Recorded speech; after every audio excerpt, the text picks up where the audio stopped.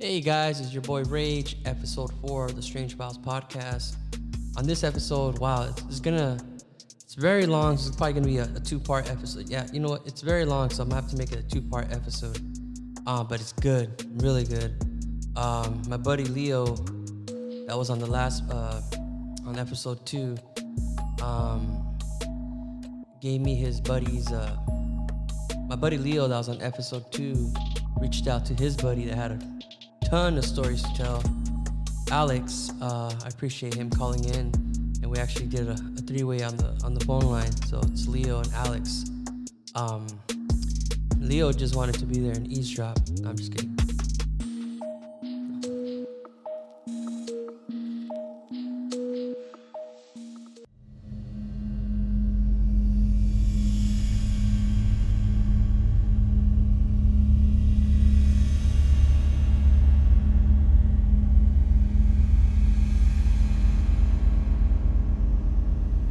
Well, to start off, um, I'll say I've always seen things.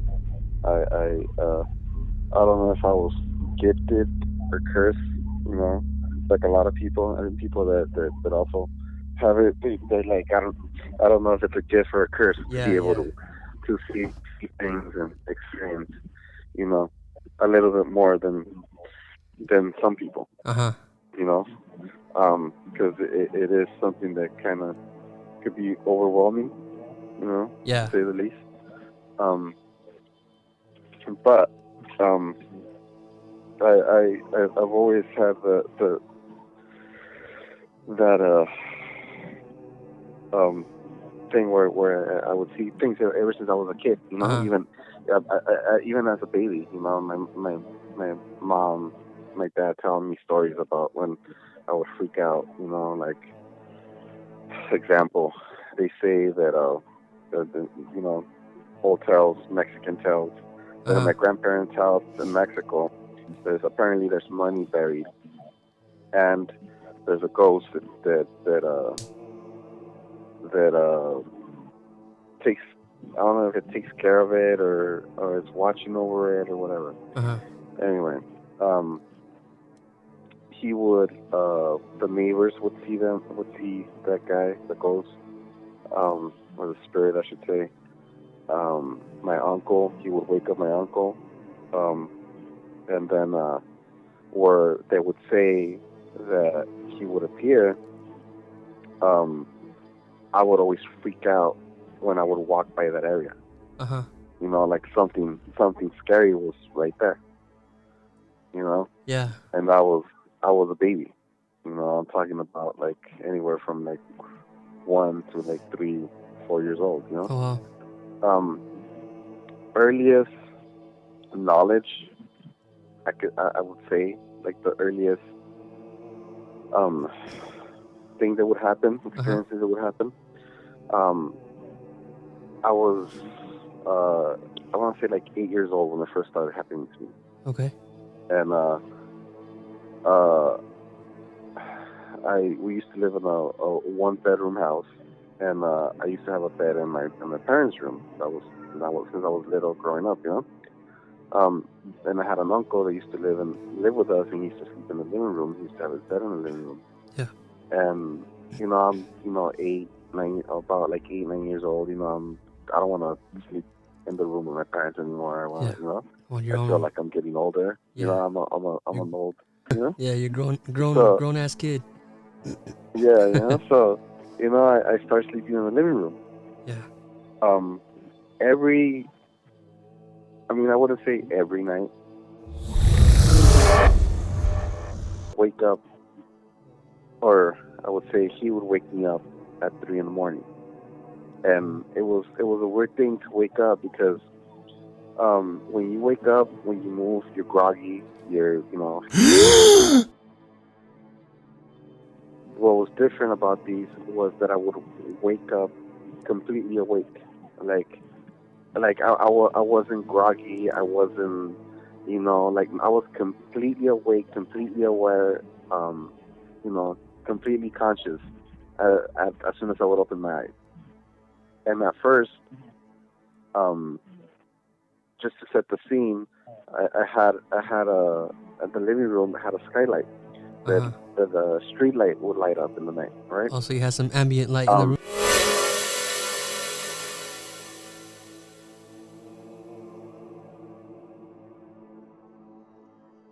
this tall, slender guy with a cowboy hat Oh, damn.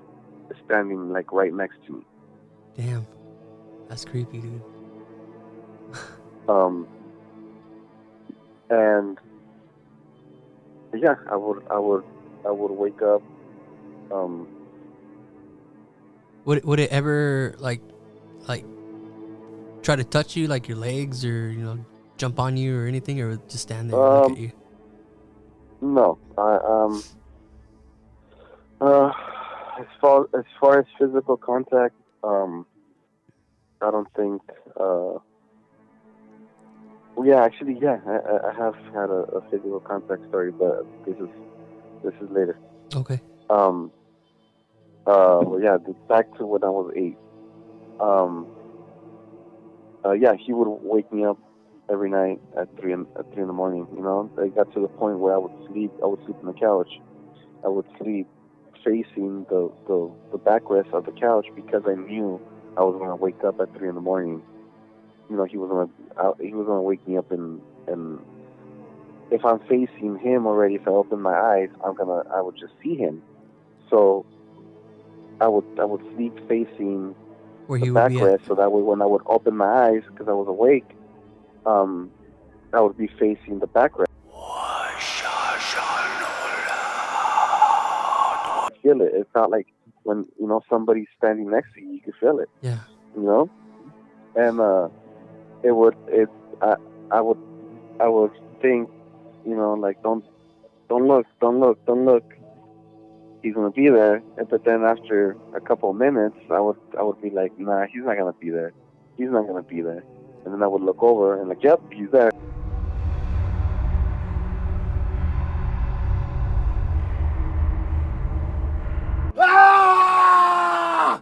That sounds So creepy. so that and then I would start screaming. My uncle would get mad. He would wake up and take me to my parents' room, and he'd be all mad because whatever. But you would always hear noises. Like I would be home alone. Saying my mom would go to the market.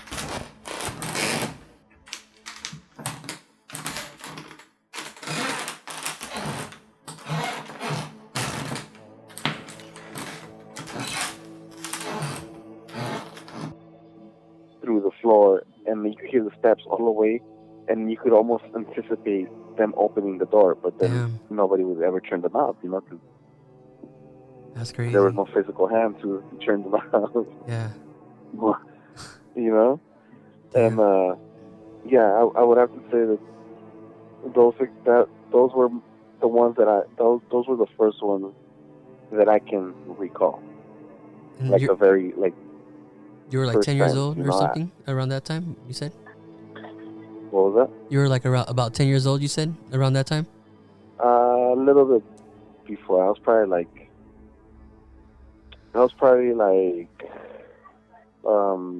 8. Okay. I want to say like 8, between 8 and 9, somewhere around there.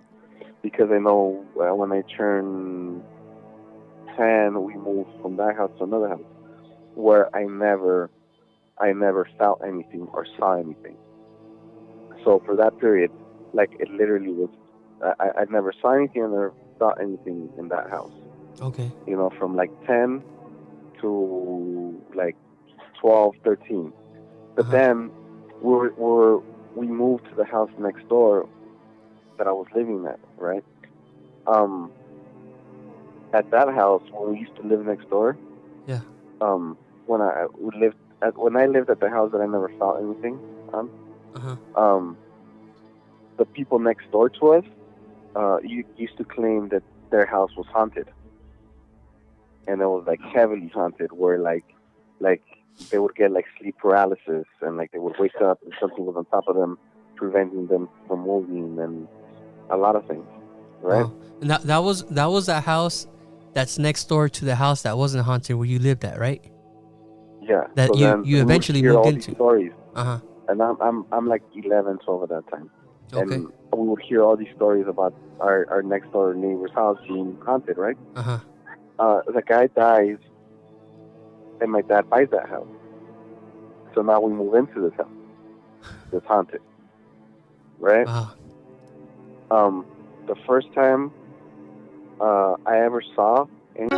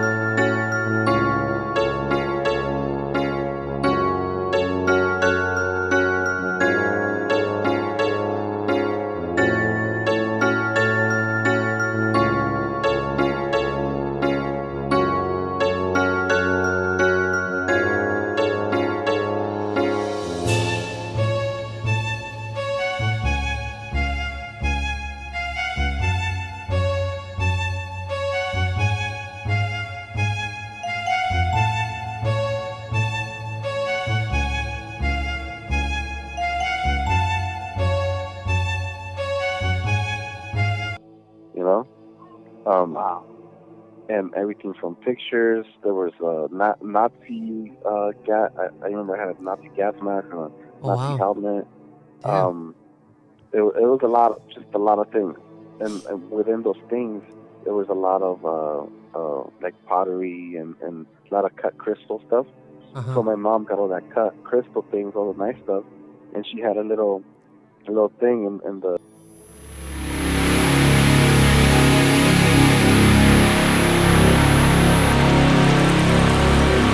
He was standing right next to it. It kind of, and I mean, it wasn't a scary ghost, but it was a more like a scary situation, you know, like Uh-huh. just like at that time I'm probably like 14, 15, not really came into the realization of what this is, or you know, I've experienced a lot more. I've seen a lot more since. Yeah. So it kind of, I've gotten used to it and realized a couple of things, you know. But at that time, it's shocking, you know. You see somebody standing there, and then all of a sudden they're not. You're like,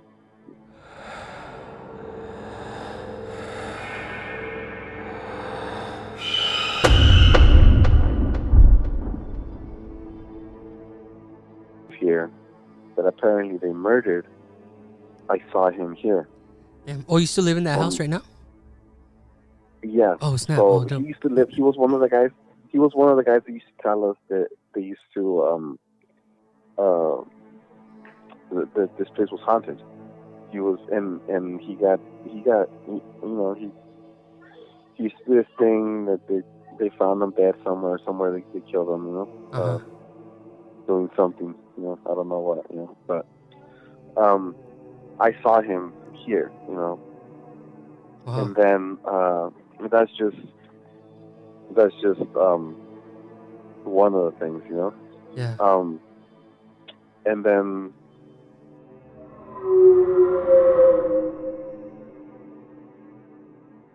and I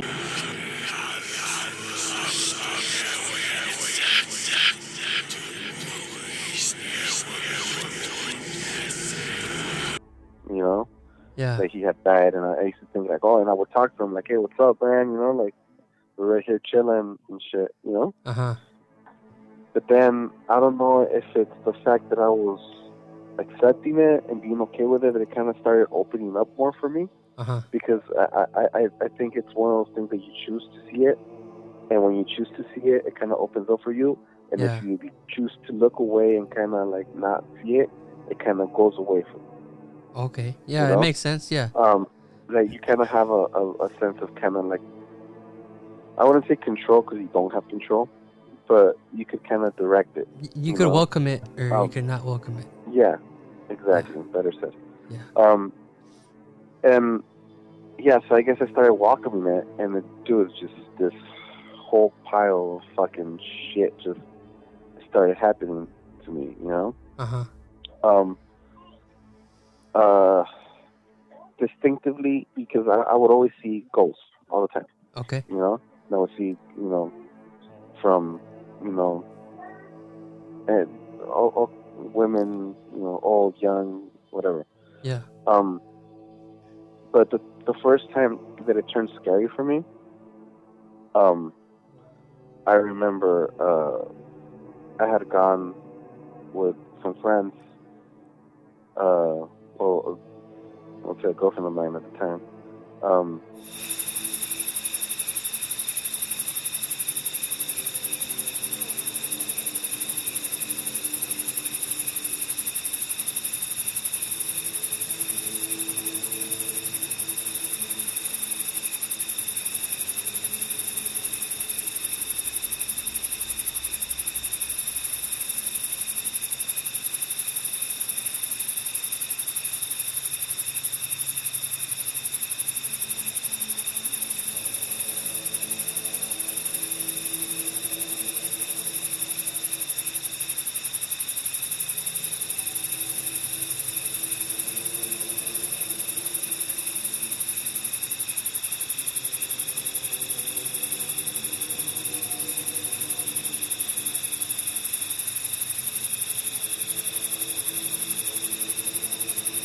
Falling across the street.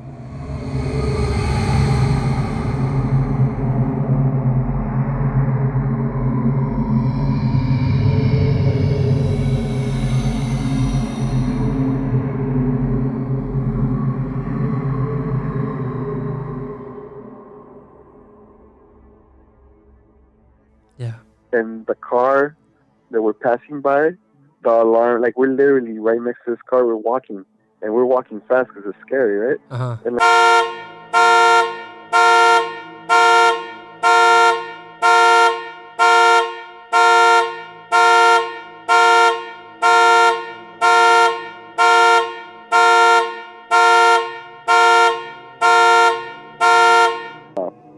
because, my only explanation is that the fucking demon that was chasing us from the fucking movie theater fucking made it go off, right?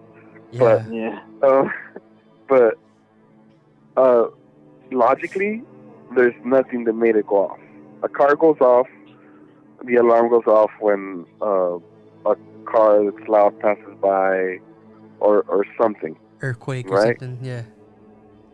It was so eerie. Nothing came in contact with that car. Nothing, it was, like I said, ridiculously quiet. Where I heard a leaf fall across the street. If a fucking cat was jumping on top of that car, or a fucking dog had bumped it, or anything, I would have heard the fucking cat walking, dude. You know? Yeah. That's how quiet it was. Like nothing touched it. You know? Yeah. Nothing did anything to that car. It was absolutely it was just crazy weird. You know? So you think it was like And a bad spirit that followed?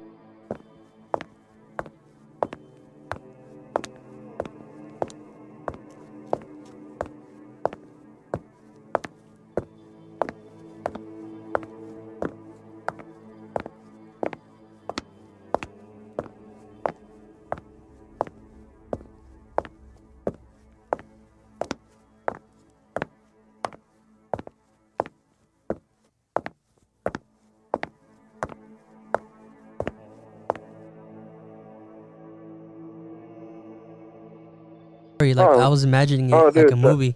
I'm saying this is a pivotal moment because that was the turning point for a lot of things. Oh wow.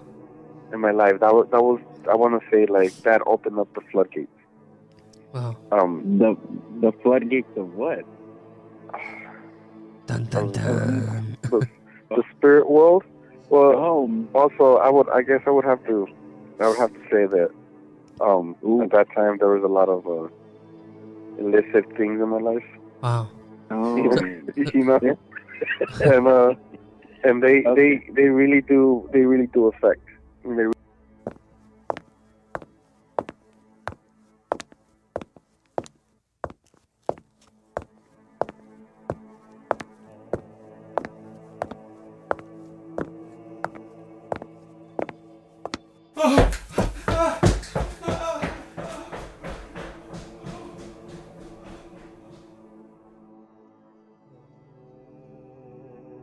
At least you I came don't out know of why it, I man. find You know? I don't know why I find humor in it, but Hey. um, but if you ever, if you've ever done that, you will know Uh-huh. you will know that it's a very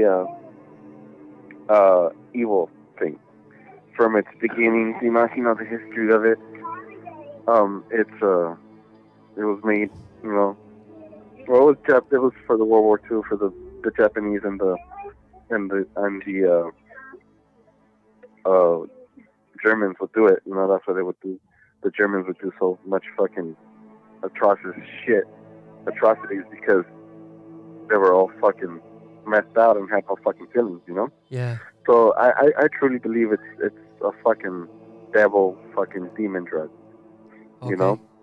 It's made by the fucking devil. That fucking drug. So once you Um, try it, you open up a whole can of worms, huh? Well, no, I wouldn't say that that's what opened it up. I would say that, like I said, I was actually off of it, Mm-hmm. and So what would you maybe say opened it up? The movie? You think? because no, not the movie. I would say that experience, the fact that that thing followed me, Yeah. that made me aware of it. I guess I became aware of it. I should say because I guess that's what I was trying to say. Oh, okay. It might have been happening in my life, but I wasn't aware of it. Okay. It's I guess the fact that I got off of that Uh-huh. that made me realize how much fucking evil I had around me. How long from when you stopped to when that happened? Like a week after you stopped with the drugs, or like a month after, a couple of days after?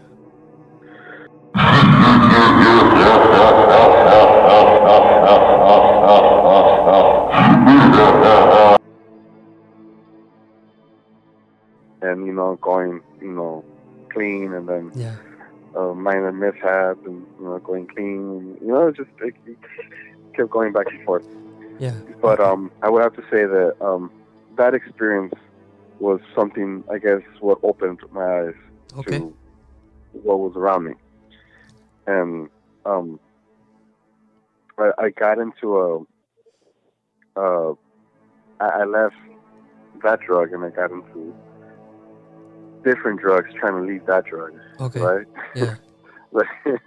like the lesser of the evils, right? I started smoking a lot of weed and started doing like mushrooms and stuff that like opened up More shit. spiritual world for Yeah. me, and and I guess made me actually see what was around me and where was I at that point. So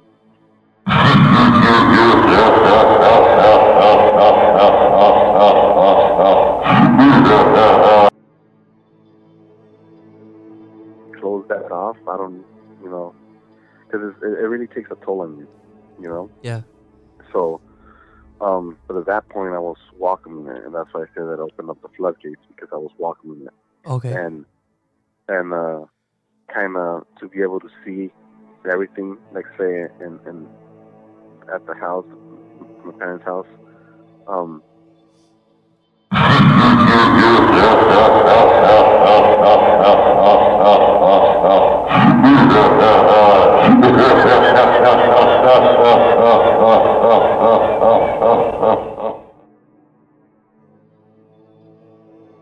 Like this is like I wanna say I've counted 5. I don't know if I want to call them demons, but they're definitely not good spirits. Wow. That are at the house you're in right now. That reside. Oh. There.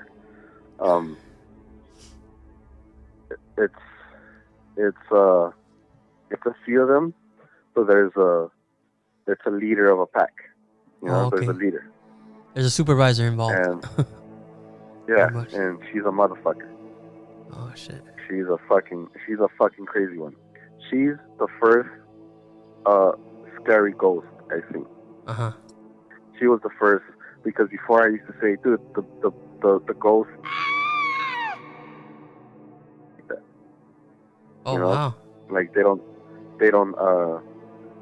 look scary. They look like regular people. They look normal. Yeah. You know? You think Hollywood's the movies are She- just Hollywood making Hollywood? You know. Yeah. She was the first one that she was the first one that that actually looked scary. Uh huh.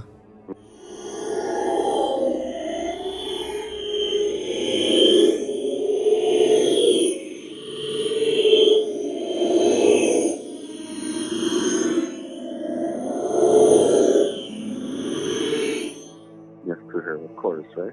Uh huh. But if I have to paint you if I can paint you a picture, it would be the girl from the ring. Damn. You know? And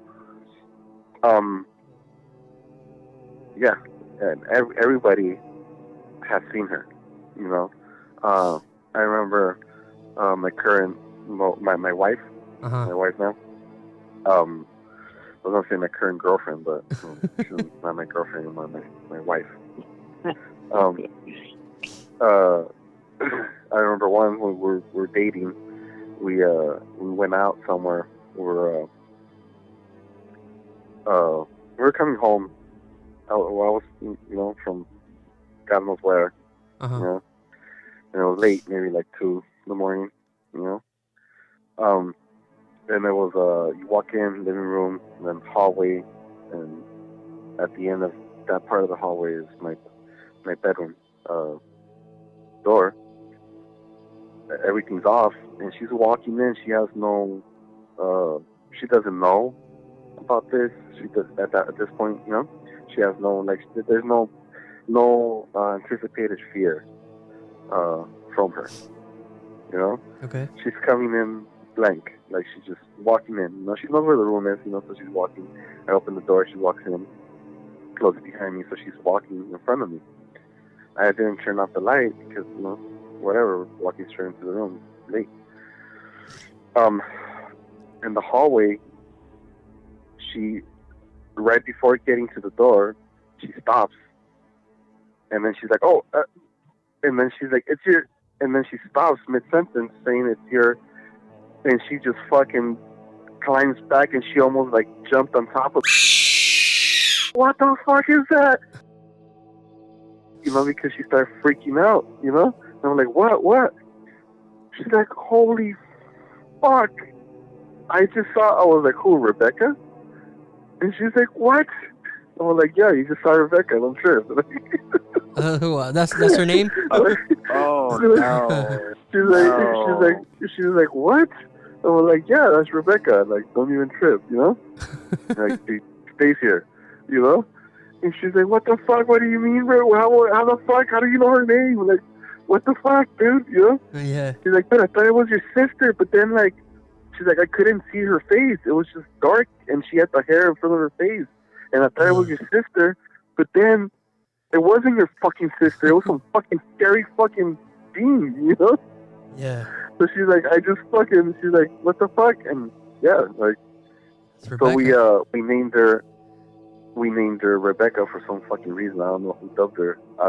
That's not her name, but I was fully aware of her. Me and her had gotten into some crazy discussions, you know, some verbal fights. Because back then I would take on the fight, Uh-huh. you know, and it's not about winning or losing a fight with a spirit or whatever. Yeah. You know, it's just a toll, you know, because ultimately, what the fuck do you win? Yeah, You know, that's true. you're not gonna win anything by taking on, you know, a spirit with them fucking with your life and people around you. You know, it's just the taunting of it. It's just, you know, it was more of a, you know, at that point it was, you know, I'm an almighty being and I can take on the darkness of this world, you know? Yeah. And yeah, I've learned to shut the fuck up and stay out of their way, man. Because there's no joke, man. Yeah. The easiest and fastest way for you to understand what it is to take on a demon, Uh-huh. if you ever or whenever you see anybody committed suicide, Uh-huh. is because they won. Because they what? Like, they won. Like, the demon that he was fighting. You know when they say, Oh, fighting okay. is a real thing. It's literally a real thing. It's not, it's a figure of speech. No. It's a real fucking thing. It's a fucking demon from another fucking dimension that wants evil and harm done to you. Oh, okay. So You so know? that is it's probably bugging that person and making them do stuff to themselves. Right? Yeah, they literally make you fucking kill yourself, dude. Wow. Fuck, I don't know if we should get into this. If it's gonna be too long, we're just doing scary stories, not spiritual shit, you know? The only reason why I haven't fucking blown my fucking head off is because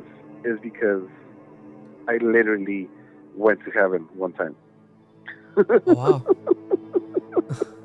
And maybe I don't know if you want to leave this for another podcast or you want to include it in this. We could include it. It could be scary and spiritual. At my last podcast, I had someone to share a spiritual story with me too. Yeah. Well, yeah, I would say that was a good one too. I actually listened to that one, Rage. That one was that was crazy. Yeah. It's up to you. You want to do it? I mean, you're more than welcome. Well, I guess I'll just give a quick rendition. Okay. Just because literally, dude, like I suffer of anxiety.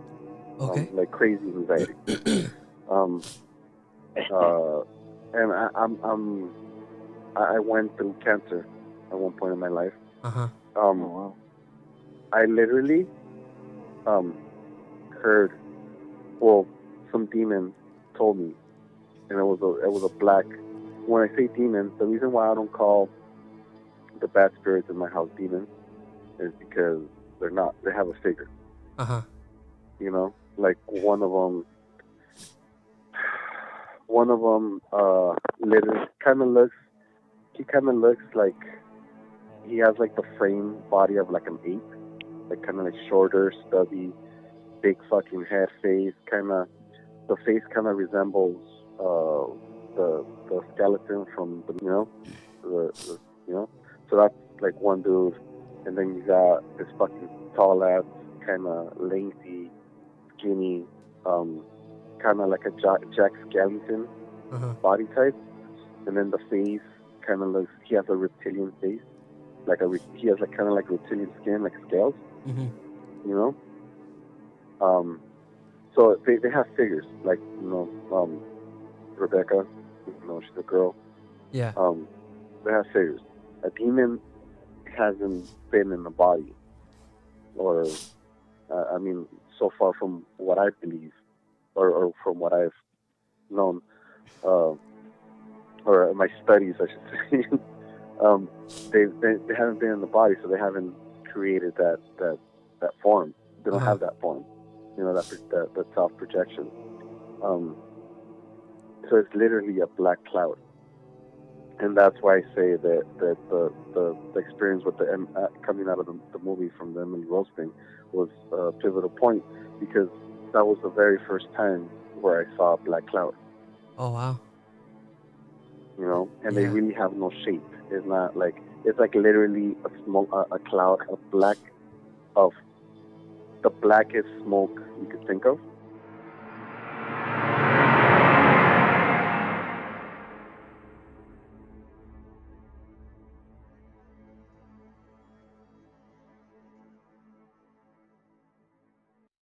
The black cloud. Okay. I've never seen the it. Black Cloud yeah. movie. And then the whole thing about 3 a.m, where like, dude, that had always happened to me. So I want to say that the Emily Rose movie was one of the scariest movies I've ever seen in my life. because it solidified a lot of things that were happening in my life. Oh wow. You know, and then it being a true story. you know? It's a true story. I remember when I was a kid that the priest was going through a trial. I remember hearing on the news, fucking Manufacto and shit. You know? Yeah, that's crazy. So, yeah. So it was like a kind of thing that like solidified a lot of things and made me, say like, okay, it's not just in your fucking head. But going back to it, a fucking standing demon in front of me told me, I'm gonna give you cancer, and I was like, fuck you, no, you're not, and I ended up getting cancer.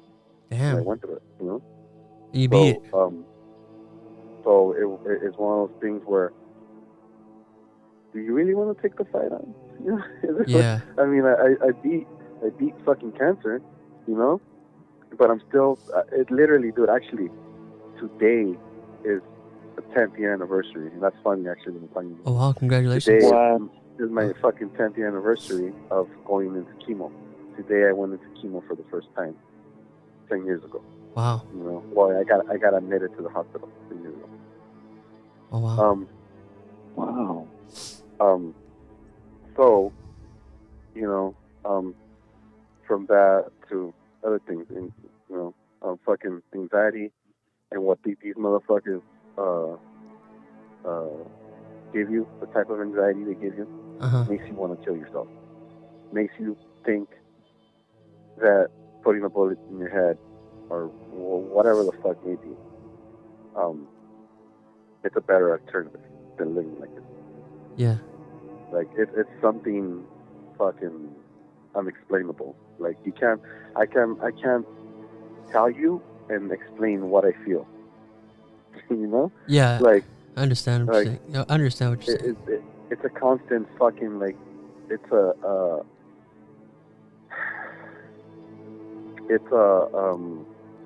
fear, like a how can I say, like it just shuts you down. Like it's fucking it's fear. It's not like, oh, I'm just a little anxious, I'm a little scared. No, it's like fucking fear where my fucking jaw is shaking and my hands are fucking shaking, that there's no fucking reason why. Wow. Like I'm in fucking fear, like a fucking tiger is about to fucking eat me, It's like, or I don't know, whatever the most fucking terrifying thing you can fucking think of. And that's how you live your life almost every day, or just you go through your phases, or? From time to time. Okay. Right now with the lockdown, the COVID. I actually think that right now we're kind of, something's fucking with us right now currently. Because my baby and my girl keep waking up at 3 a.m. It wakes them up at 3 a.m, and they were both having nightmares the other day. And what's funny, that my baby fucking woke up, and then my girl wakes up, and I was already kind of half awake, and I could hear my girl dreaming, and then my girl wakes up and she's like, dude, I just had a fucking horrific fucking dream, And she got up because the baby jumped out of his bed and was like, he started saying gibberish because he says shit but doesn't talk in complete sentences, 2.5.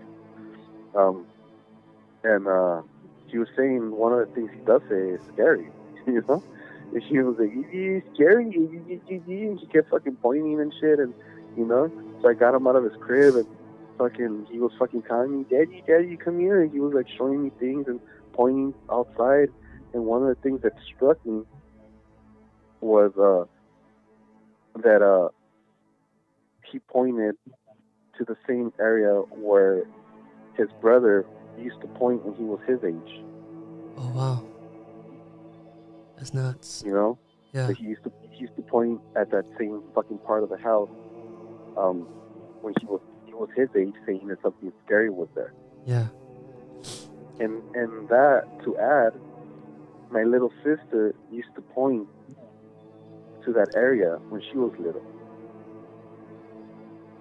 You know, and used to say that something. She used to talk. She would like have conversations and would be like, "Who are you talking to?" And then she would point like, "Him." Yeah. Like, what the fuck? Who? Have you ever? Have you ever? Have you ever? I know you said that you know like 5 spirits at the house, but have you ever like tried to research? I know you said someone got murdered there, right? No, not here. Oh, not there. Okay, so yeah, so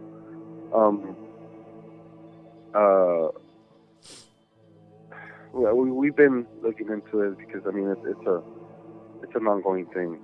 Whether it's my mom going through some shit because she's a highly spiritual person too.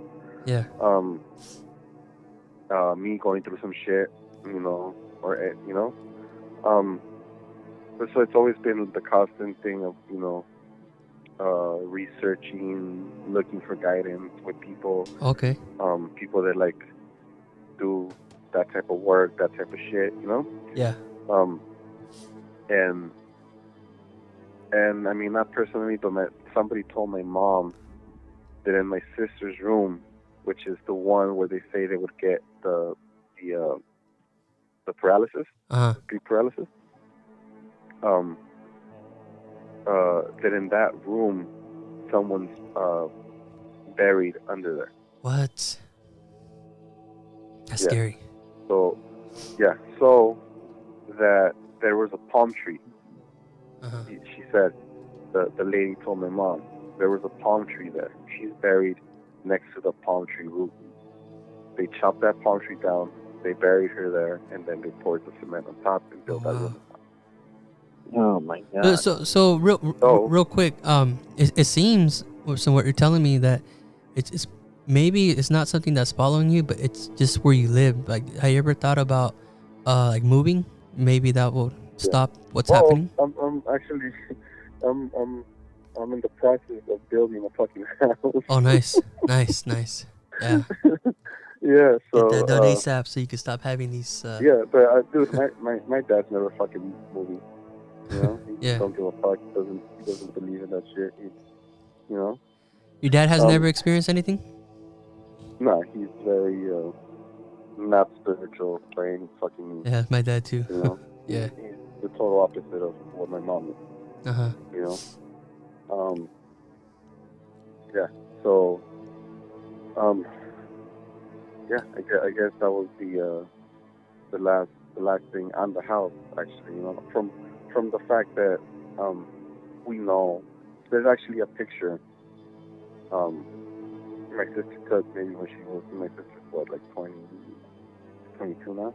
When my sister was like about 12, she took a picture outside the house. And I would always tell my mom, dude, there's somebody following my sister. There's something following my sister. I see it sometimes. And she would be like, nah, you're crazy, whatever. And there's this picture where she's in the front of the house.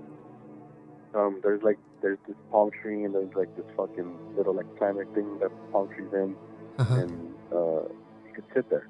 Like, my dad built it so it's like a little, it's a planter, but it's also like a little bench. Yeah, a place to relax. Yeah, so she's sitting there, and then at the front of the house, the window in the dining room that faces outside. Yeah. There's literally, and we counted, I think, like 6 faces on the fucking window. Wow. And the most like prevalent, the one you could like clearly see is Rebecca, is the fucking the girl, and she has 2 hands on the window and her face. Oh, that's scary, man. You gotta send us that picture. That's scary. I don't know where that shit ended up at, because you know what's good? it was hopefully on a got cell burned. phone. Yeah. And it was like fucking 10 years ago on a cell phone.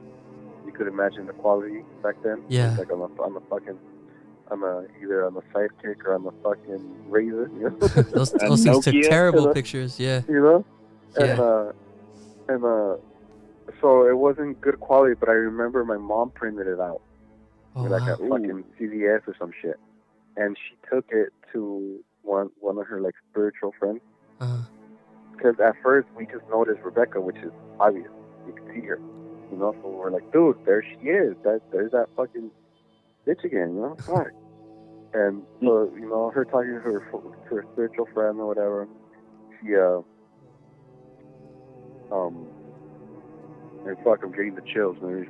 She's fucking hearing her fucking name. She's coming around. Oh my god. Let's call her Becky from now on. So she takes this picture to her friend, and her friend's like, "You don't just have her. You have a bunch of them. Look." And she started pointing them out, and my mom came back, and she's like, "Look, really look at the fucking picture," because it was a little bit more blown out when she printed it out, right? She's like, "Look at the fucking picture," and you start seeing, and like, yeah, dude, all the motherfuckers I see, they were right there looking out the window. Oh shit, that's crazy.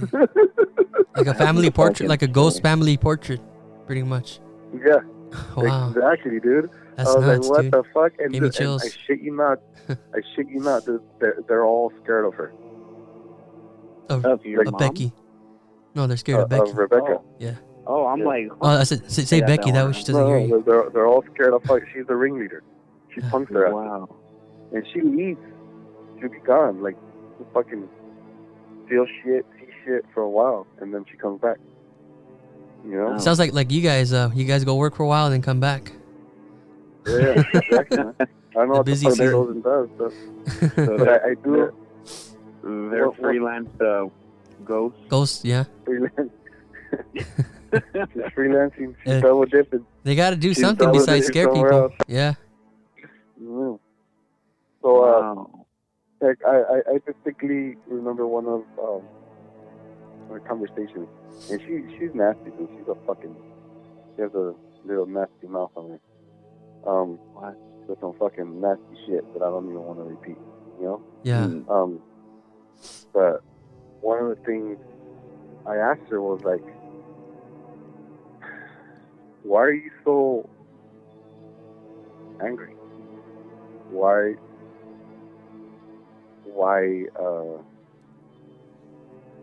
you know, like what is it? Yeah. You know? And she's like, I want to be a demon. Oh. That's what she told me. She's like, I want to be a demon. Trying to earn her stripes. Like, I want the power they have. Okay. Oh, that's crazy. You know? Yeah, so she's trying to put in work to earn her stripes. Yeah, she's putting in her work. She wants to go up in the ranks. I don't know how the fuck that shit works. You know, she has to jump in or... Probably a union. What the fuck, you know? Probably a demon union or something, you know? Yeah, she has to fucking clock in so many hours. I don't know. No? It's by seniority. She gets full membership, you know? I don't know. It was just a Costco membership card too. Or? Yeah. Next time you have a conversation with her, like, are you guys like a union or something, or is there a process? Or maybe she'll actually be like, you know what? Yeah, no one's ever asked me. Let's sit down and talk about it, and then you guys will become friends.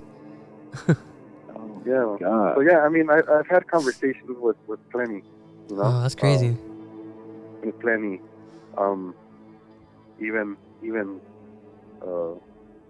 holy, you know. When you have conversations, do you hear their response in your head, or is it like you actually hear like outside, like someone talking, like a whisper or something? I hear it, you know. Like I hear it. I've heard them fucking echo. Oh. You know. Yeah. Like I've heard them. Like I hear it. I don't know if it's in my fucking head. Yeah, I guess it's kind of hard to tell. Yeah. Or it's like out there, but like the whole picture thing is weird because I don't believe on being able to capture them on film because you can't. The reason I think that some people can see them is some people are able to process those frequencies. Like some fucking how the brain is able to process. It's just wired a little different.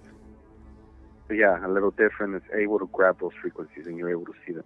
Yeah, so maybe all that's always around us, just most of us are not on that frequency that we can't see it, you know, and no, we don't see them. Yeah. But they're there, dude. They're all around you. And why I say that if it's a curse or a gift or a curse, this shit, is because when you react to them, they follow you because you reacted towards them. Yeah. You feel me? When you see something that's not there anymore, you react. When you see something in the corner of your eye and then boom, it goes away. Somebody was just standing next to you and then out of the corner of your eye, boom, it just vanished. You jump and you look in that area and you're like, what the fuck? So then they're like, holy shit, what? Did you see me? Yeah. Oh shit, you saw me. Yeah. You know? So then they're like, okay, I'm gonna follow this motherfucker. This motherfucker can see shit. It's better just if you see anything, just pretend you don't see it. Right? That's what I do now. Yeah. Okay. Oh wow. Yeah, that's actually what I do now. Now, if I see something, I dismiss it. And like I don't want it. You know, which kind of it's been working out pretty good. Because at least before, I would see the demons around me, and I was more aware, and I knew how to protect myself. So I knew that, at least I knew that my thoughts that were coming in were my thoughts and who came fucking with me. You know, but now that I kind of canceled that out, or kind of shied away from it, I don't see it, and I know they're not around any less. You know? Yeah. So why isn't it that I can't see them? You know, and I'm thinking it's because I have kind of shied away from that, and kind of like trying to shut the door a little bit, you know? Yeah, because it's overwhelming, man. Like I said, like when every single time you hear somebody committed suicide, it's because a demon drove them to do it. Wow. And that's simply it. When they say, and my whole thing, and I always say it when they're like, "Oh, committed suicide," I'm like, well, the demon won. He won that battle. On to the next. Yeah. You feel me? Yeah. Because how else? Like how else can you explain fucking Anthony Bourdain? Oh yeah. He has the epitome. He has the life fucking 90% of this fucking world wishes they had. Yeah. He had the best job in the world. It's like fucking what's his name? Fucking Half-Baked. Fucking Dave Chappelle. Dave Chappelle. Dave Chappelle. Yeah, thank you. It's like how he opened up one of his last fucking stand-ups. He's like he opened it up with that line. You know, it was like not Kurt Cobain, another motherfucker, Kurt Cobain, but no, fucking Anthony Bourdain killed himself. You know? Yeah. He's like, that was his opening line, you know? Yeah.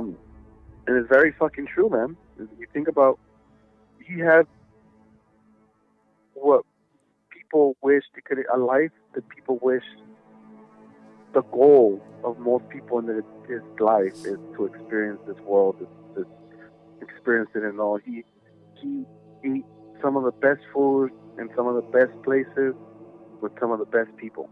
Yeah. In the world. And that was his job. It's crazy. And he killed himself, dude. Yeah. Fucking Kurt Cobain killed himself. He's at the top of fucking life.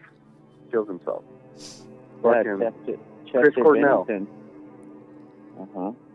Fucking Chris Cornell. Robin Williams.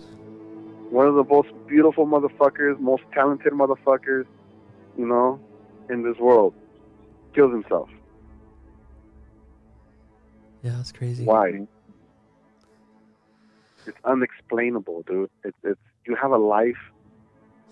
Chris Cornell had a fucking life that he could have some of the most beautiful women, be in some of the most beautiful places in this world, and he killed himself. You know? Yeah. Why? It's unexplainable. Why? Because that motherfucker talked them into it. Convinced them. Yeah. He did whatever the fuck he had to do to drive them that way. And to make it seem like that was the only logical option to end that fucking torment. Nuts. Feel me? Yeah. I never really thought about that. Yeah. Yeah. So, yeah. I mean, among fucking, and those are, just some of the fucking demon stories, where like, from fucking, seeing people get killed and, seeing a demon right before that. Yeah. And then somebody gets killed, to seeing the demon, because most people, I would say that if it's not 90%, it's definitely really fucking close of people, of the general public, they're possessed. And we just don't fucking know it. You don't know it. You think it's you. You think that all those thoughts is just you. Yeah. They hide really, really fucking well. That's crazy. Wow. Yeah. So, yeah, from seeing all that to, I mean, from seeing friends who just passed away, like one of my good friends, I was working at the studio. I was managing the studio. So when we would close, the place was mine. Like I was in my early 20s with a bunch of fucking friends. I used to love to party, so it was a party spot.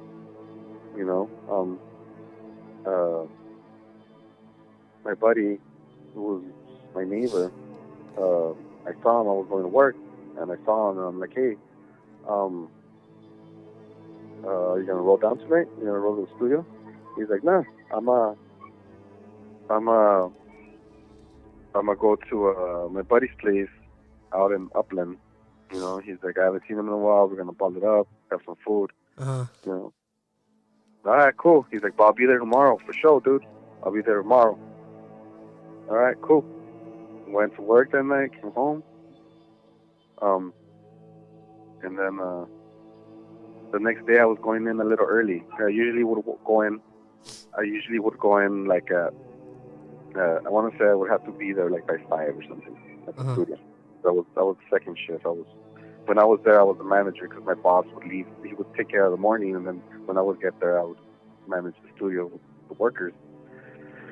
So that day I had to go in early for some fucking reason. I had to be there, I want to say 11.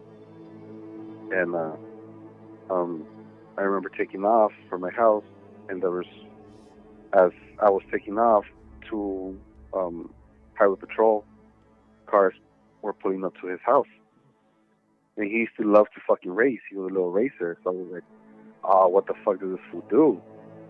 But never crossed my mind. So I went to work, whatever. Maybe like 5, something like that. And my girl at the time, she was coming home, and she's like, hey, something happened at Josh's house. There's a lot of people. They're in black. And I was like, dude, like my fucking blood sank to my fucking feet, and right away I called one of the other neighbors, and as soon as she answered, she's like, like she even answered with hello. She was like, Alex, Josh is dead, and I was like, oh, fuck, dude, and Yeah. It was I want to say one of the deaths that has affected me the most, because at the time he was my road dog. Like, you go through stages in life where you have a homie that, like, dude, that's your fucking sidekick. Yeah. You guys do, you guys are mad fucking tight, and then you grow, you change, and you grab another person, but at that point, that was that dude, and I want to say one of the most, like, that affected me the most because, you know, he's one of my good friends, you know. Almost my fucking best friend fucking dies, you know, and he was supposed to be there that night. So that night, I told, you know, my fucking interns, I was like, hey man, remember one of my interns, he was there, and I was like, hey man, you remember, you know, my buddy fucking Josh? And he just passed away. Oh, fuck, it's fucked up, you know? So whatever. And I remember he used to go in the rooms that still weren't being used. He used to set up the drums and just start. He wanted to learn how to play the drums, so he just go in there and wild out. And there was the back lounge. There was a pool table, and you would just see him back there. He would go from room to room. There was the room that had like they had all the equipment. He used to go grab the equipment from that room, set it up in one of the rooms, and then go back and forth. And I would just see him. I'd be handling business out front, and I would just see him back and forth in the back. You know, the day he died, I kept seeing him in the back. The day he died? Yeah, the day that I found out he died, I was working. You know, and he was supposed to come down that day. You know, the day before he had told me I'll go tomorrow. You know, but he died that night. So then, he's walking back and forth, and I could see him. And I told the intern, I'm like, hey, fool, roll a joint or a blunt or whatever. I was like, roll one. We're gonna blaze it with Josh. And he's like, all right, yeah, for the homie, you know.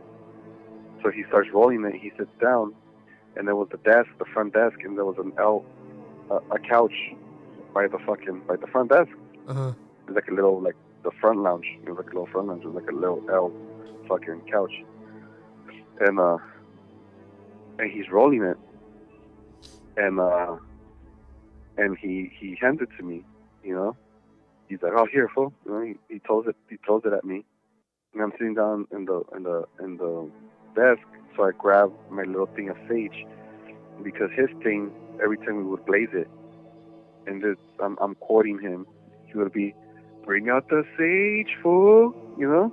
Yeah. And so then I bring out the sage and I light it, you know? I light up the sage and I put it in the middle, in the ashtray in the middle between us, between me and the guy that I'm smoking with. And the smoke fucking smokes, right? Like smoke fucking behaves everywhere, you know? And I'm like, hey Josh, you know, I was like, come blaze it, fool. I screamed out, you know, because I kept seeing him in the back. And my fucking intern, like, just looks at me, you know? And I look at him, and through the corner of my eye, I see my homie Josh walking towards us, you know? And at the same time, but it only works, like, the peripherals when you see shit. Yeah. Like, it's not, like, most of the time, it's rare when you see it face-to-face. Like, you know, it's only for a couple of seconds. But, like, the way I could grab, like I described the lady with the fucking dress to detail, when I could see the detail, is if I see them on the corner of my eye and I focus on something else and completely focus on that, I could see the peripheral and I could keep that visual. But the moment that I focus on them, it's gone. Oh, wow. You know? Yeah. So when it was, when I called him and I was looking at my homie, I could see him through my peripheral coming towards us. So when I looked that way, because I was seeing them coming, the guy that was sitting down goes, fuck, dude, is he here? He's here, huh? He's fucking here, huh? And I'm like, yep. You know? What? He's like, I could feel it, dude. He's like, and he puts his hand out, like, in front of him. He's like, it's fucking cold in front of me, dick. He's freaking out, you know? He's like, it's fucking cold. Is he here? He's fucking here, huh? I was like, yeah. He's right in front of you, dick. He's like, holy shit. And yeah. he's tripping balls. You know? Hell yeah, I would too. And so I light the fucking joint, dude. As soon as I light the joint, the smoke from the sage goes into like the fucking sharpest fucking stream of smoke I've ever seen. It was a beam of smoke. It wasn't smoke behaving like fucking smoke everywhere. It was a fucking beam. And whoever was holding the fucking joint, hitting it, the beam of smoke went from the fucking ashtray straight to their fucking forehead. And then from the forehead, it dissipated and it started, it would act like smoke. It would hit your forehead and it would fucking just go like fucking smoke, everywhere. But from the ashtray to you, it was the sharpest fucking line of smoke I've ever seen. It was a fucking stream, dude. And whoever was holding the joint, that's who had the stream. So I would hand them the joint, and he would start hitting it, and that stream. And I'm talking about, like, dude, like a fucking 45, 30 fucking degree angle, dude. Like, it was a sharp turn. It wasn't like, oh, it's just the smoke went, no, the fucking smoke went sideways to your fucking forehead. Oh, that's crazy. Yeah. And dude, this fool was tripping balls, and too, man. like just maybe a few years ago, and this was over 10 years ago that this happened, so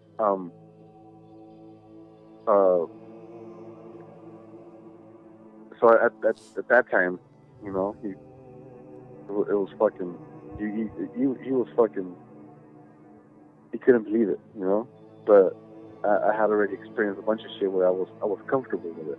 Yeah. I was sad that my boy was gone, but it wasn't freaking me out. I was there. At that point, I was doing a bunch of fucking mushrooms and LSD and shit. So I was okay with dying. Yeah. I was okay with the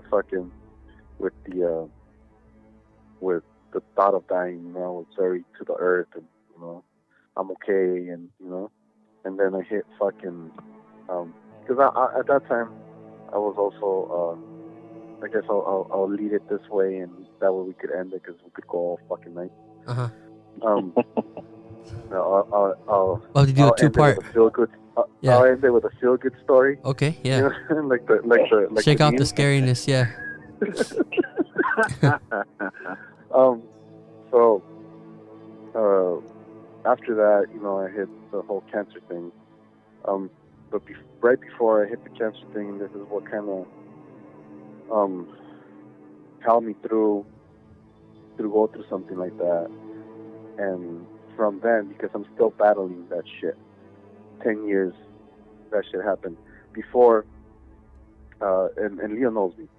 Leo knows that I'm not a pussy by any fucking means. Yeah. This shit fucking, like, it's terror, dude. It's fucking terror. And I grew up in East LA. I was part of a fucking, I was in a gang. I did a lot of fucking shit. I got shot at. I shot at motherfuckers. I fucking, was in fucking situations where I thought I really thought I wasn't gonna make it. I saw some of my friends fucking die. I had friends die in my fucking arms. And never did I ever fucking feel anything like I feel when I get a fucking panic attack. Wow. Yeah. And it's something before a panic attack to me was a fucking pussy. Was a fucking coward. But life teaches you to shut the fuck up. Yeah. Funny. Life has a funny way of teaching you to shut the fuck up. Yeah. And it showed me that,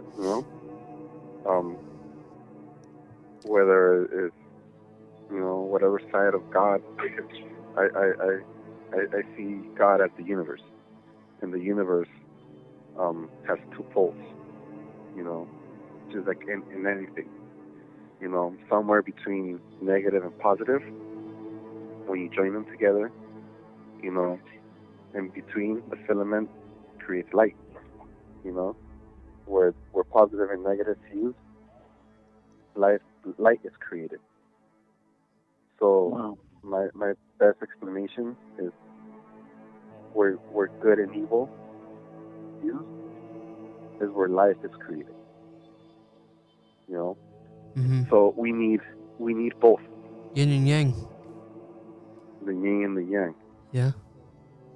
You know, somewhere in between. That's why it's always a constant struggle. The struggle of being good or being evil, because you have both in you. Yeah. You choose which one you want to embrace more. Yeah, exactly. Everybody has the capability of being evil or being fucking holy. Yeah, even spirits. Or good. Yeah. You know. So I guess what I was trying to say in the story I was trying to get into to finish it was my trip to heaven. Before I literally would walk around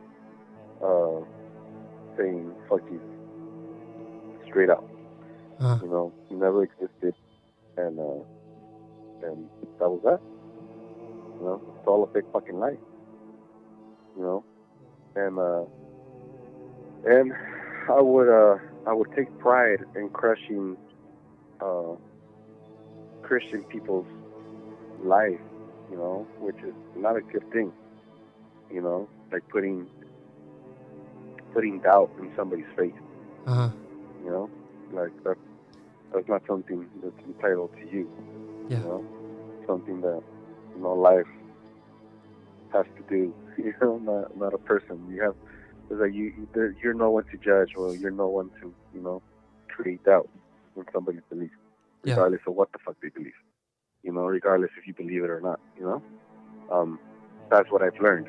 But before, I used to take pride in saying, Jesus never existed. You know. Yeah. Until the day I met him. You know. I remember it was for my family in Mexico, Day of the Dead. It's become really fucking popular in the last few years, but it's always been a thing. You know, that was something. One of my most cherished memories with my grandfather was going to the cemetery, and cleaning his parents' fucking, his family, his family's fucking graves, and putting the flowers, and then going in the night and chilling, and they would have their drinks, and it was a party, dude, down there, and they're at the fucking and the cemeteries. It's party time. Yeah. And there's fucking mariachis, there's banda, there's fucking norteños playing. People are fucking making carne asada. Shit, it's party, dude. It's like fucking. Sounds like a good time. I don't know. Yeah, So that was one of my cherished fucking times, right? I went to this, this is I can't think of what year this was, but this is probably like 2008, 2007. Went to this Day of the Dead is getting popular, starting to get popular, starting to see, it was the beginning where you were starting to see people fucking, they were starting to see festivals of the Day of the Dead, right? Yeah. So we go, me and my girlfriend at the time, go to this little Day of the Dead festival, whatever, blah, blah. We go, and I would always do a little offering at my house. And I would always set up the pictures. That year, my sister made some drawings of some sugar skulls with like glitter paint and this and that, and she made a drawing for each of our dead relatives, which was both of my grandpas, and at the time both of my grandpas and my dad's oldest brother, my uncle. At the time, now, my other grandma had passed, and more people, but yeah. So she made these drawings with glitter and shit, and she posted them in the back of the little altar that I had made, the little offering.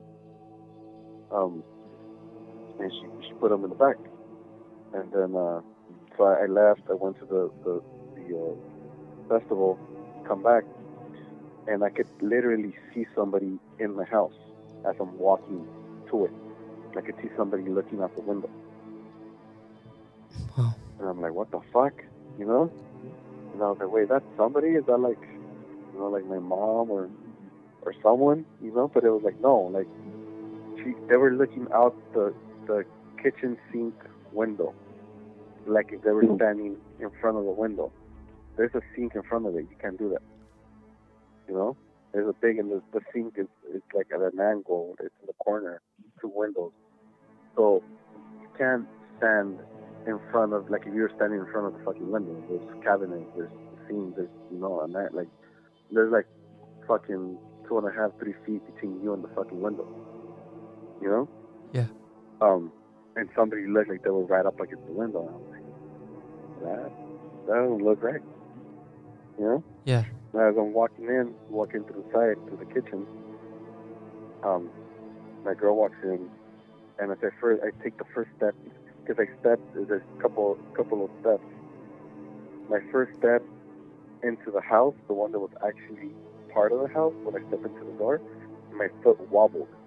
And I don't know if you ever taken mushrooms, but your body gets all, like, you feel wobbly, like you don't have full control of your motor skills. Mm-hmm. You know? Kind of, you know, if you've ever done it kind of, that's the way I could explain it. My body felt like that. So I walk in and my fucking body just feels weird as fuck. Like I feel a really strong fucking presence here. Like strong. I mean, it's not a bad one, it's just fucking strong. Like there's no denying somebody's fucking in here with me. You know? Yeah. And so I look to my girl and I'm like, can I have a moment? She's like, why, what's wrong? I'm like, no, I need to meditate. You know? And she's like, oh yeah, cool. So she goes to the fucking room and I get on my knees in the middle of the fucking living room and as soon as I get in like my knees, like I'm not even sitting down, just I get on my knees. I literally feel somebody fucking pushing me back from my shoulders. Like I can't even like hold it. I have to like there's literally somebody pushing me. And I'm fighting it, you know, and I'm like, what the fuck? And so then I lay down, you know, I lay completely flat on my back because I was gonna, you know, sit and fucking cross my legs, you know, and do the whole meditation fucking pose, you know. Yeah. And like, no, they just told me like, lay the fuck down. You know, they pushed me back. So I get pushed back, and I'm trying to concentrate. You know, and one of the things that I do to start meditation is I start praying. You know, because I was, you know, taught that. You know, I don't know if it's out of tradition or what, but I start praying. So I'm trying to fucking concentrate, and my body just starts fucking feeling weird. Like my hands start feeling weird, my legs start feeling weird. You know? But I'm like, concentrate. And then I don't feel anything.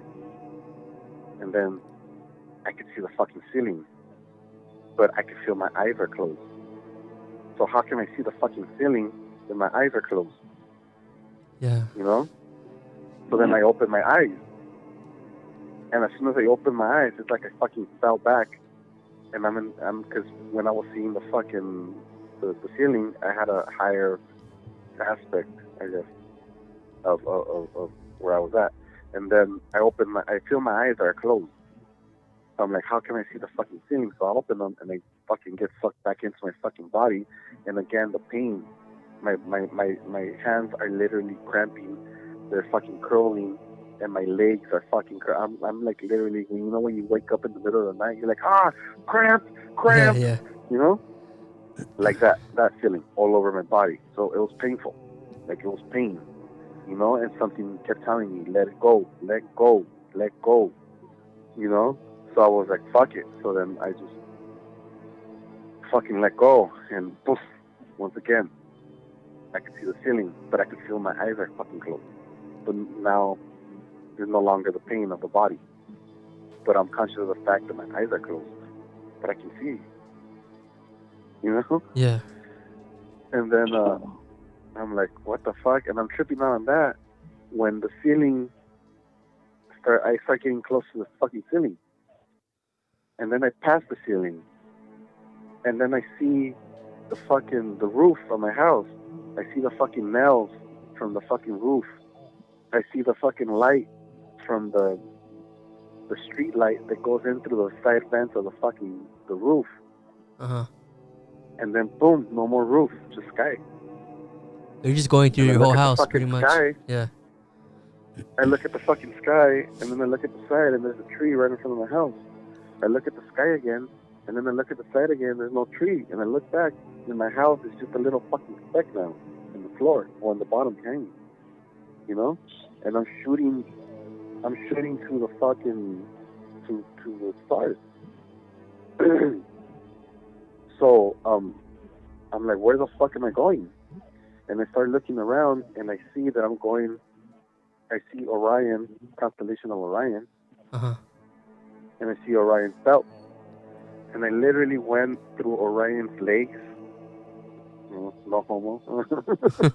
Yeah. I literally went through Orion in between the belt and the legs. I guess the bottom side of it. So it's actually our north, pointing to our north hemisphere. But anyway, it's upside down. Anyway, I go through that thing. And as I want to say the equal amount of time that I traveled, that I took going to the belt, because the belt was in front of me, and then I was next to the belt, and then the belt was behind me. So I passed Orion. You know, I went further back from Orion, but it was in that direction. I shot straight over there, behind Orion's belt. You know? So I want to say that the same distance from here to Orion's belt was the same distance that I traveled past it. You know? Okay. And then I get to this fucking place where it's literally all like clouds and fucking lightning bolts.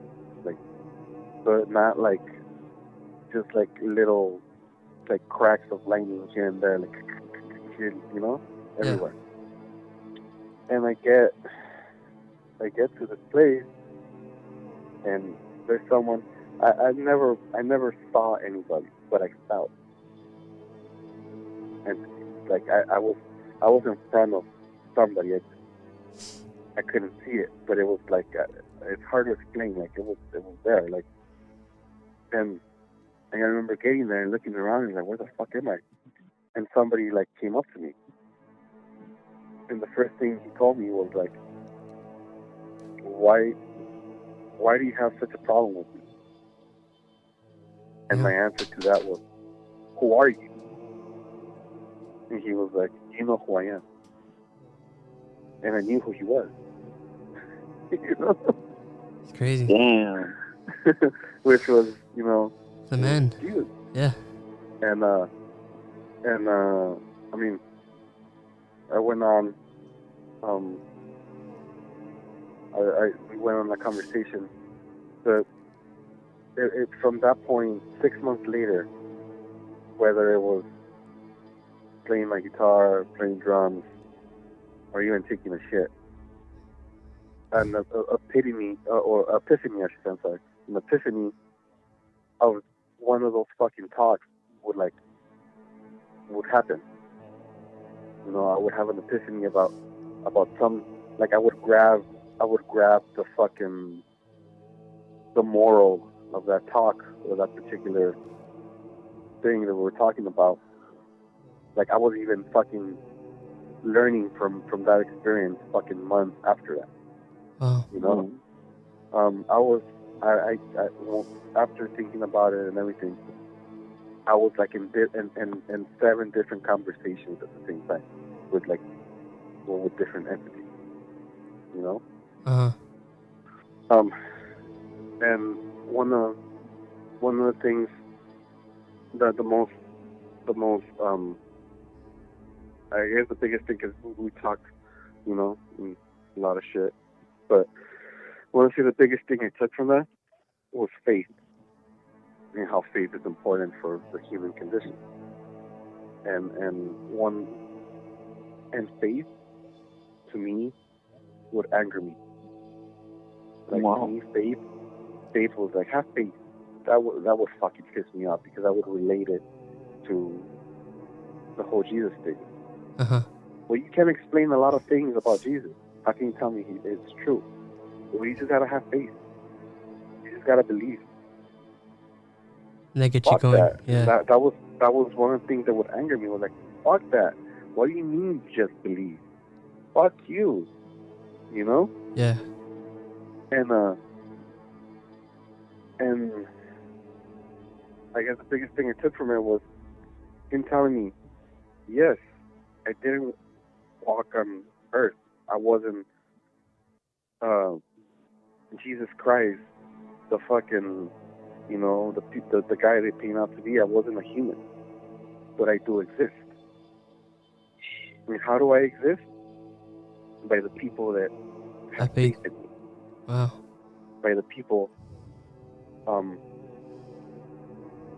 by the people that pray to me, that come to me, that evoke me.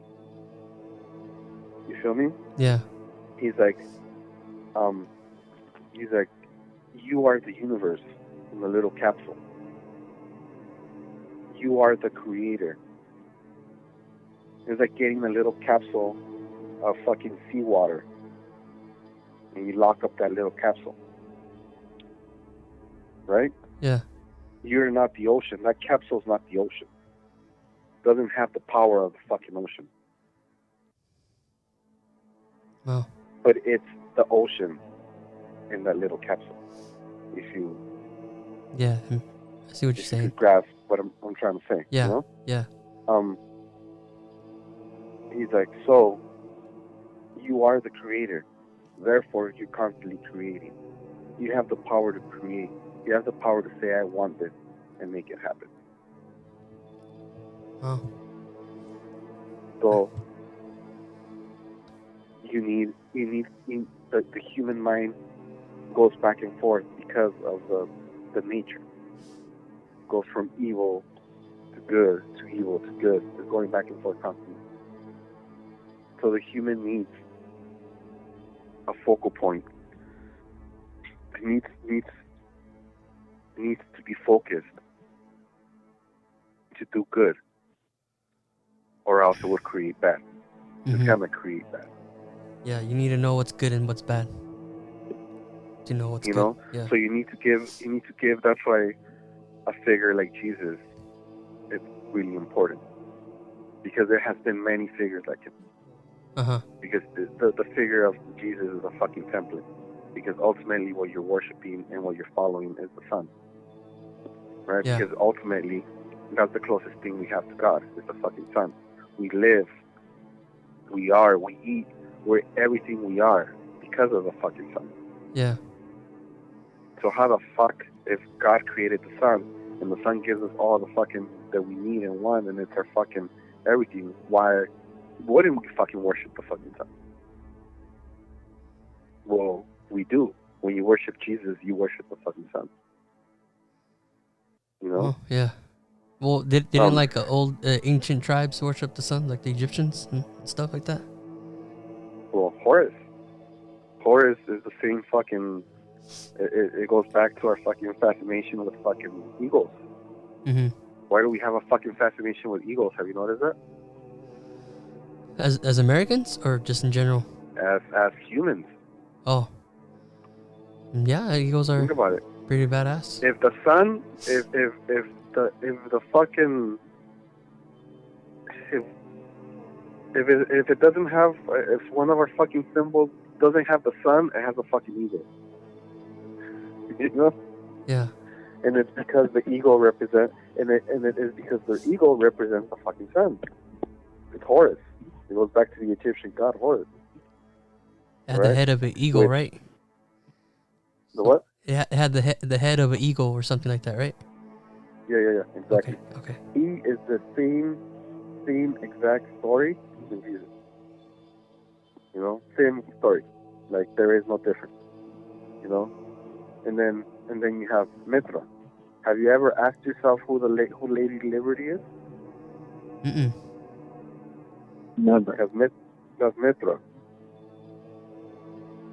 That's a Greek goddess. Wow. Fucking story as Jesus. Oh, never knew that. I need to look into that. Sounds interesting. Yeah. So, so the moral of the story is he does exist. He is there. And the way we work, we're literally we operate like fucking like computers. And a computer without the fucking internet is useless. Yeah. Right?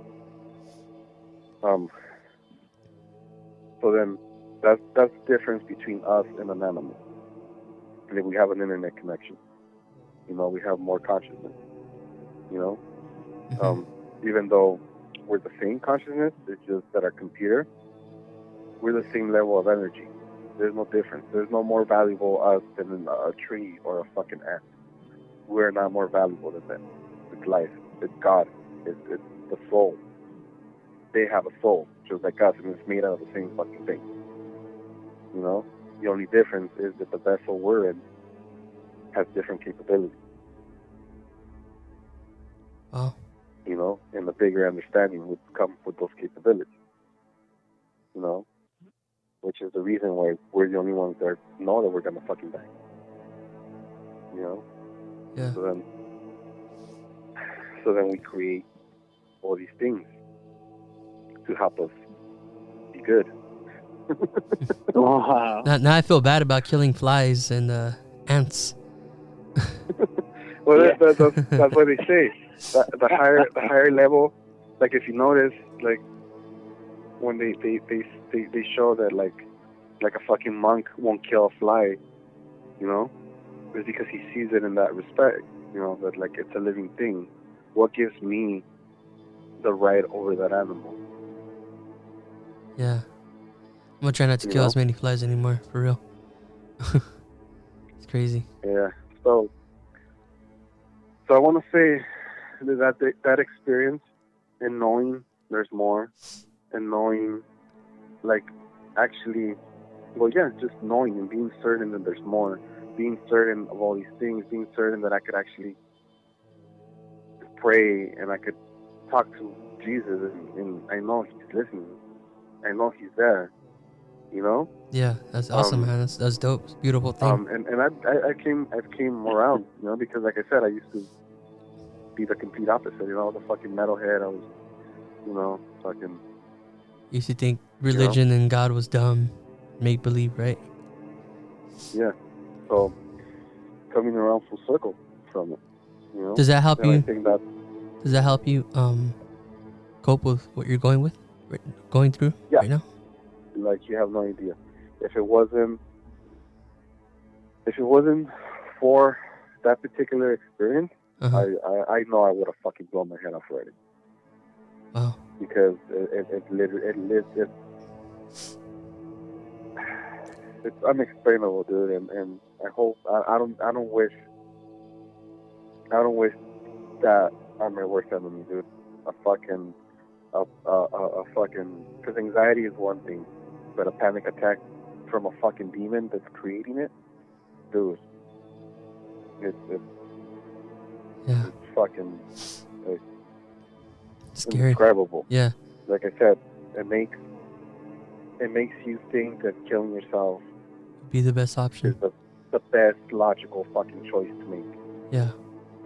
And once you're off of it, you're like, what the fuck? Like, how was I thinking that? Yeah. But at that fucking moment, dude, just to make it fucking stop, you're like, fuck it, dude. I'll fucking blow my fucking head off. Yeah, that's crazy, man. Well, I'm happy that you found God, or he found you. Which explains, like I said, like the fucking, why people with these fucking amazing, successful, and amazing fucking lives kill themselves. Mm-hmm. Because it's not that they're fucking that they're having a hardship. Because they're not. They have fucking a model fucking life. why would you fucking end it, dude? Yeah. You know? I wonder if those people that we're talking about had a strong religion too. I wonder if we looked into it. I wonder if they No, well, Anthony Bourdain didn't believe in Jesus. Oh, he was a atheist. He's a atheist. He was there you go. An atheist. Yeah. You know? Wow. So just to give you an example, so it does. Like I said, I've come completely full circle to where, you know, I pray, believe, and try to follow. You know? What tripped me out, he said, you know, I'm not that picture that everyone paints, but I do exist and I am real.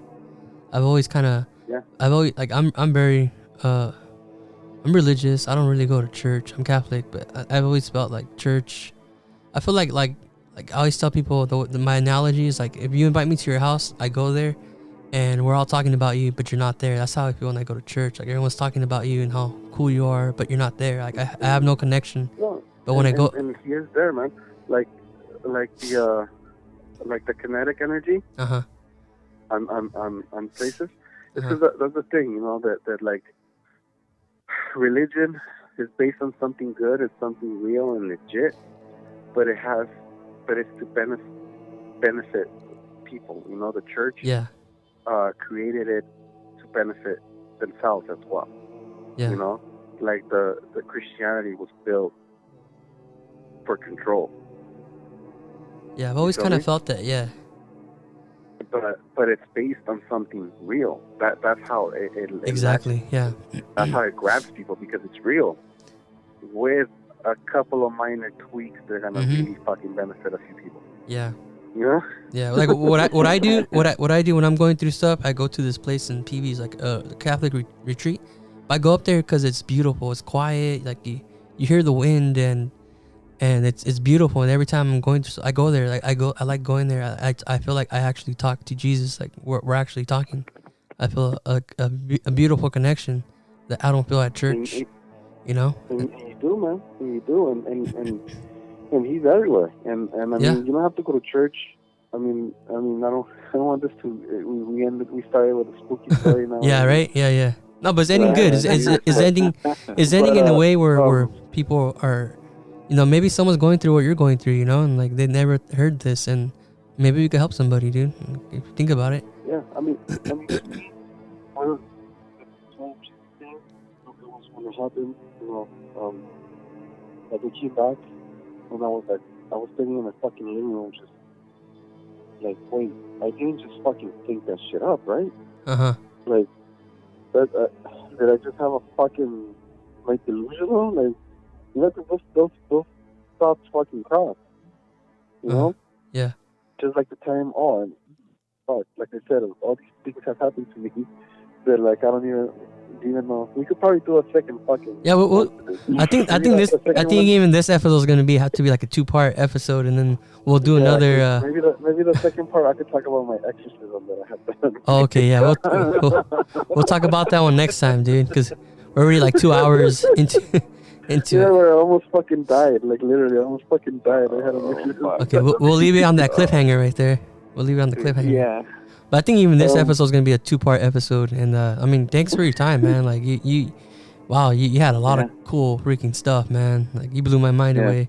Your stories are creepy. Well, I'm still, like I said, dude, I'm still alive, so I'm and you're still experiencing stuff. Yeah. No, like, one of the things that like someone told me was that if you have a gift and you don't use it, it's gonna fuck you up. It's gonna fuck up your life, because you're here specifically with that gift. Anything you want to do with your fucking life, that's something you thought of when you were already here. Before you came here with a fucking purpose, and that's why you have that gift you have. Yeah. So if you fucking being a fucking lawyer or a fucking stage tech or whatever the fuck, you know, that's something you wanted to do once you fucking came here. You didn't fucking come into this fucking place saying, I want to, you know, fucking live life on earth to be a fucking stage tech. You know? Yeah. or to be a DJ. Yeah. In your case, you know? Yeah. You didn't come here to be a DJ. came here to do something else. Yeah. You know, society tells you have to do things to take something. Mhm. You know.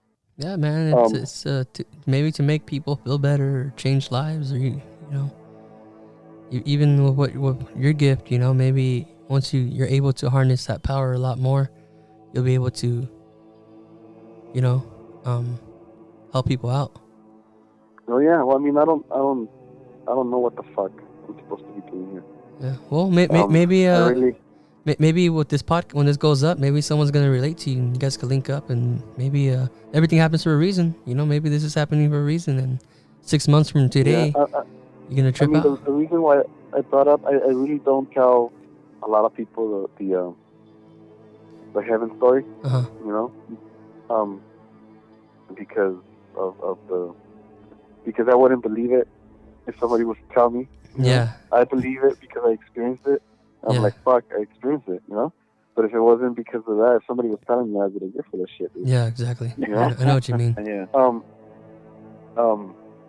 But one of the something that made it real for me, I always knew, I didn't know why, but I always knew that Orion's belt was sacred, right? Mm-hmm. Every pyramid on this earth is aligned to Orion's belt. Oh, I didn't know that. Oh. Right. So a lot of you know, historians or whoever the fuck, their opinion is that the reason why they align everything to Orion's belt is because it's the most observable thing in our fucking skies. Right? It's the most like thing you could place. Yeah. You know? It's easy to point out. And I always thought that to be logical. I always thought that to be like, okay, well, that makes sense. Right? Yeah. But it's not. That's not the reason. The reason why all the pyramids are pointing to fucking Orion's belt is because, well, let me say this: they're not pointing to Orion's belt. They're pointing behind Orion's belt to the place that I went to, which is heaven, which is Orion's Nebula. And wow. Watching, I remember I was buying tacos once, like years later, maybe like 2 years after that experience. I was buying fucking tacos, and there's this guy in the fucking with the bootlegs on the side, you know. Oh, yeah. And I was like, fuck it, I'll get a bootleg, you know. And I started combing through them, and there was a documentary on the Hubble telescope. Oh, wow. You know, and I was like, all right, fuck it, you know. And I wasn't gonna grab it, but it was like he had like the deal, like 3 for like whatever, you know, $10 or something, yeah. or whatever the fucking deal was, you know. So I fucking picked a few, and I had one. I still had to get another one. I was like, Hubble telescope. Fuck it, I'll grab this one. See what's about, you know. And it was one that was narrated by Leonardo DiCaprio. Oh, nice. Yay. And I remember the way it starts, like, dude, that shit made me fucking cry. And it was because it solidified my meeting with fucking Jesus. At that time, I didn't know about Orion's Nebula. You know? Oh, wow. I didn't know that there was a fucking nebula back there. And to be quite fucking frank, I didn't even know at the time what a fucking nebula was, you know? I mean, my fucking high school years we used to fucking battle, me and my friends used to battle on who got the most F's, you know, who ditched the most. I didn't learn that shit in school. Yeah. like all most of my fucking learning came after fucking high school. Once I fucking realized I was fucking up and being an idiot. You know? Yeah. But seeing that video, and I mean, if you ever get the chance to look at it, it's an awesome thing. But when they take off, when they point the telescope to the sky and they start going, and they go to Orion's Nebula. It starts off by him saying, he starts calling out like, that's Orion, this, that, and the picture going through, and it was the exact same fucking path I took. Damn, that's crazy. And this was years before that. Because mind you, when I got that bootleg, that shit was still in theaters. Wow. You know? And this was all the new shit back then that we had grabbed from the Hubble telescope. This was all new images to it. Oh, I need to check that out. You know? Yeah. So it was the same fucking path that the video takes. Is the same path I took, and then it goes to Orion's Nebula, and I was like, holy shit! Like, that's what it is. It's Orion. I went to Orion's Nebula because I was like, dude, I went somewhere behind Orion's star. I just don't know where the fuck I went. And after that video, it's like, well, I went to the nebula. A nebula is where the stars are being made, where all the molecules are compressing and fucking fusing and fucking lighting up and becoming stars. You know? So that's where the consciousness is. And then from there, the stars go out into our galaxy. You know? That's where our fucking sun came from. Oh. Or whatever fucking star that blew up that ended up making our fucking sun came from. Yeah. Oh. Regardless of whatever the fuck, that's where essentially our fucking sun came from. You know, we all fucking came from, really. You know? Yeah, that's literally, if it's a physical place, that's where heaven is.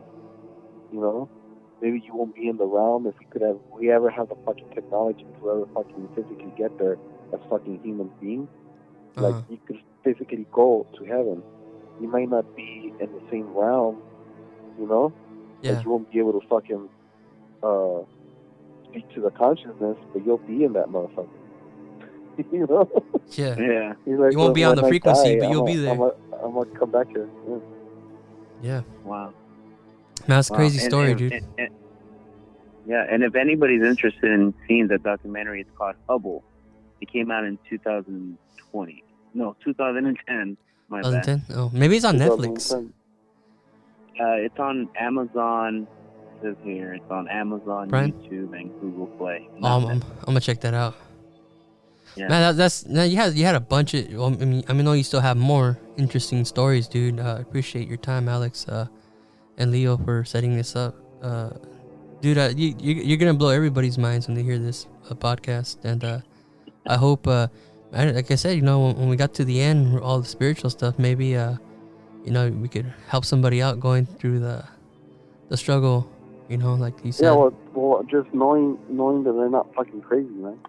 Yeah, like that's to me, that's something that's like amazing. Knowing that you're not crazy, knowing that like the things that happen, you experience. You're not the only one. They were. Yeah. That you're not. It wasn't just in your fucking head. That it actually did happen. Do you have a? Do you want to give out like an Instagram or something in case anybody has the same experience? Maybe you guys could link up or something if you want. It's up to you. Yeah. Yeah. Definitely. Actually, that's why for ever since I always wanted to. Well, first of all, let me give my Instagram out. It's Lex Luthor. Okay. THO, because everybody thinks it's Luthor. Yeah. So it's Lex Luthor _1990. Okay. I'll have Leo send me a text me the correct spelling. That way I'll put it on the link to the podcast too. That way, if anybody wants definitely. to, it'd be cool, dude. I mean, like I said, one of the other reasons I did this is so people going through the same thing maybe could relate and bring comfort, and maybe you could help somebody out. Someone could help you out, or it's a strange world we live in. But I would be cool, man. I've always I've told this story. I've told maybe a handful of people. Yeah. Because anytime, and it's always been really close people, and they look at me like I'm fucking crazy. Yeah. You know. Okay, So usually that's why I comes to don't those tell type many of stories. people. Yeah, yeah. But Oh, at least but I here. also, I also know that I'm not the only one. Yeah. I'm sure I'm not the only one. I'm and sure I know you're not, that yeah. because throughout time, Yeah. people have traveled there. So it's a common recurring theme that that we experience, humans experience. Yeah. So I've always wanted to. I always wanted for a long time. I wanted to do the video to make it happen and see what Yeah, kind well, of I'm happy I gave you an outlet to do it on. I mean, I barely started this definitely, man. podcast. This would be episode 3 or 4. Like I said, this one's gonna have to be a 2-part one. But I'm like, that's why, but I mean, dude, you gave maybe, so like much I said, maybe cool next time stuff. we get into my exorcism. Okay, yeah, sounds good. Yeah, for sure, definitely, man. I'll be calling you back in a few weeks or maybe sooner. You know. And also, let me throw this in there, Rage. He also is in a cumbia band, which is really nice. cool. I love cumbia bands. So what's your cumbia's IG? Do you have an IG page? The plug. We gotta plug it. We're gonna do the plug now. Yeah, huevo. Yeah. My band. We're called Betty's Mustache, like Betty Boob with a mustache. Okay, Betty's mustache. And we're on Instagram. We play cumbia. We do covers. We play a lot of originals, and then the covers we flip them. So Okay. we'll do songs, whether it's a Drake song or that sounds a dope. fucking old disco song, or like something by the fucking Gorillaz, or I'm whatever. gonna have to check you guys whatever out. we're fucking covering, like yeah. different songs that we like. Yeah. And then we try them in cumbia, and if they work, they work. Like we do the song. We do. You guys have music on YouTube or somewhere? Yeah, we're on YouTube, and you can look us up on YouTube. We're on. We don't have a lot of music. We're about to put some because we're recording. We don't have a lot of music on Spotify, but there's a couple of things. Okay. We recently released vinyl. Those recordings are up there, and then we did, dope! Hell yeah. We have some videos that are up on YouTube. We did like little like YouTube channel. Yeah. Called Kills the Street, and I love cumbias, dude. Up, and then we put those up too. So we're currently working on an EP right now. Oh wow! You guys play in LA, or where you guys play at mostly? Like what area? Just LA, man. We everywhere from fucking we have steady gigs.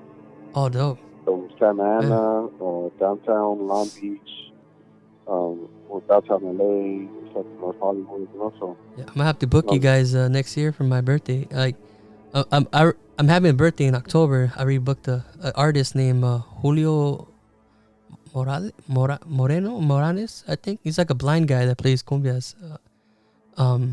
What? Oh, the blind dude? Yeah, I actually booked him. Yeah, I actually booked on the fucking drums. Yeah, on the keyboard. I actually booked him for my party. He used to. If it's the same guy that I'm thinking, which I'm sure it is.